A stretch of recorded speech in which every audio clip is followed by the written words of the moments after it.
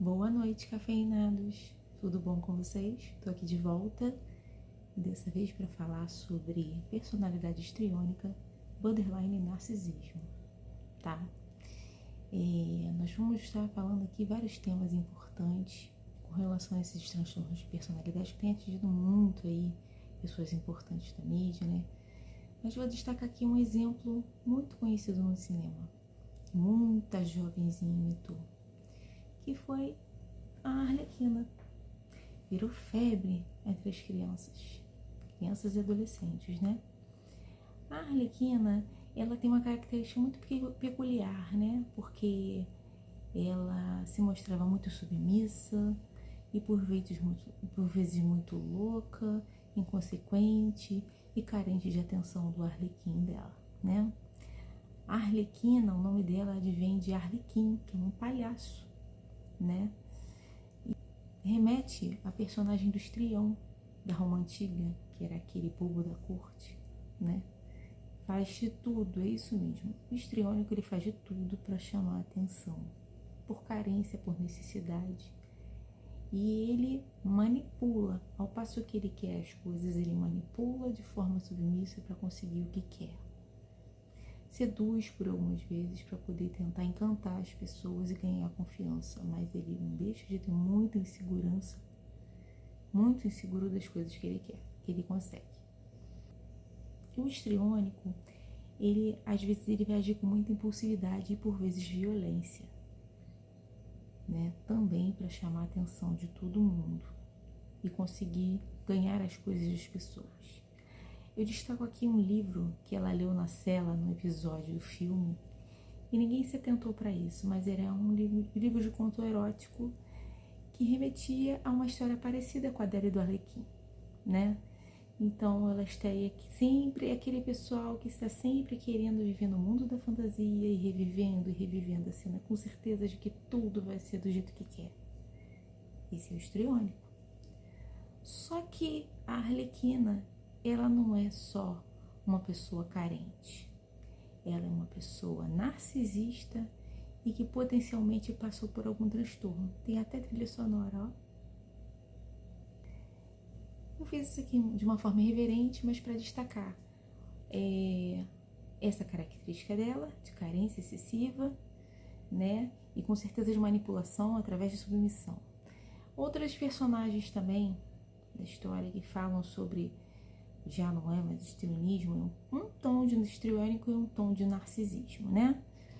É a Winona Ryder, que fez um filme, Garota Interrompida, também, na década de 90, na qual ela tentava se suicidar e ia parar numa clínica e era constatada com borderline, né? E eu já vou explicar por quê. Engraçado que a Angelina Jolie participou de 2 filmes da mesma categoria, assim, mesma especificidade. Enfim, no que tange a borderline, Angelina Jolie teria participado dos 2 filmes na categoria desse tipo de doença, né? Que é um transtorno de personalidade por impulsão. O border, diferente do histriônico, ele tá sempre querendo manipular. A pessoa que tem borderline, ela tá sempre querendo subjugar o seu parceiro. Ao passo que o histriônico, ele se submete para poder controlar. É o contrário. Será mesmo? Aí eu questiono. Será mesmo? É muito importante a gente destacar que o narcisista, o Narciso, a história dele vem de um conto grego, né? Que ele vem falando da história dos pais que tiveram um filho muito belo e que eles tinham medo do que podia acontecer no futuro com o filho. Então eles foram consultar um oráculo, né? E foi relatado a eles, né? Foi descrito para eles que o filho deles iria longe, iria ter uma vida plena, se ele não conseguisse ver o reflexo dele. Ocorre que uma ninfa, Eco, se apaixonou por Narciso. E aí, rejeitada porque ele era arrogante, né? Ele tinha essa característica. Ela pediu para Nêmesis que castigasse ele. E qual foi o castigo? Ele tirou a própria vida porque se apaixonou pelo reflexo dele no espelho d'água num rio. toda dose de narcisismo, ela é saudável. Contudo, a gente tem que levar em consideração que todo narcisismo excessivo, ele leva à psicopatia, né? Então, Narciso, ele, por se achar tão belo e nada mais chamar a atenção dele, ele se encantou por ele mesmo e foi, né, naquele transe, né? Aquele transe contínuo, ele ficou encantado por ele mesmo e acabou tirando a própria vida, porque estava com um efeito de hipnose, né? Encantado, deslumbrado. Todos nós temos um pouco de Narciso dentro de nós. E isso não deixa de ter importância, porque o ego precisa dessas defesas para o nosso organismo, né? Para o organismo da nossa saúde mental, nossa inteligência psíquica, o nosso indivíduo precisa se sentir alimentado dessa postura de amor próprio. Porque senão, se nós não formos os primeiros a nos amar, quem é que vai? Essa é a questão. Ainda falando sobre o nosso ego, a gente tem que saber conter os nossos impulsos, saber ceder quando for necessário. Isso é muito importante para que tenhamos uma convivência saudável com as outras pessoas. Saber conter aquilo que só apetece a gente, sabe? Se a gente não consegue conter as nossas necessidades próprias e viver só em função delas, nós acabamos escravizados. E eu acho que essa não é a intenção de ninguém, não é? Escravizados por si próprios. O narcisismo saudável, ele predispõe a ideia no qual o indivíduo ele identifica ele como ele mesmo, mas só como pessoa física. Uma pessoa idônea que deve ter as suas vaidades ponderadamente, mas que deve saber harmonizar, equilibrar o seu convívio com as outras pessoas. E não achar que só o que ele basta. Eu me basto por si só. Isso não é verdade. Ninguém se basta por si só, todo mundo precisa de alguém. Não é? A partir do momento que o indivíduo ele tem ideia exagerada da sua própria importância, ele começa a ter um distúrbio neuropático. Sua incapacidade de se colocar no lugar dos outros, por essa dificuldade, é demonstrada por falta de empatia. Falta de empatia, novamente falando. A falta de empatia faz com que a gente não se encaixe em certos tipos de comunidade familiar, em certos tipos de sociedade. No meio dos indivíduos, no meio em que a gente convive, a gente pretende conviver. Seja uma comunidade de trabalho, o meio social em que você quer se encaixar, como fica? Pensem nisso. Todo narcisista, por excelência, tem uma grande tendência à depressão.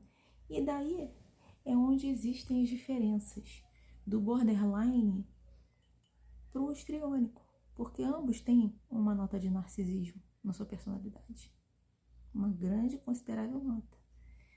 O border, como eu falei anteriormente, a diferença dele para o histriônico, os dois são manipuladores.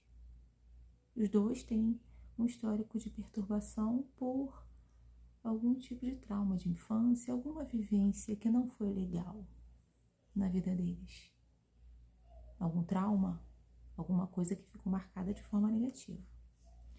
O border, ele manipula pela opressão, ao passo que o histriônico manipula pela submissão, tentando chamar atenção o tempo todo. O tempo todo, pelo famoso, como eu digo, coitadismo, entende? Então, coitadismo excessivo, ele, aliás, além de tirar a paciência das pessoas, né, não é saudável. A pessoa nunca tem um limite, tem que ser tudo só o que ela quer. Isso os dois têm em comum. Tanto o border quanto o narcisista. O border, ele se destrói ainda mais, não é? Enquanto o histriônico é mais silencioso, é mais, né? Não vou dizer sutil, vou dizer mais malicioso, não é a palavra, mas cínico. Ele se dissimula de certa forma. O border não. É mais por impulso. Então, ele tem certeza de que vai conseguir as coisas. Mas se não consegue, ele parte para agressão, ele ameaça se matar.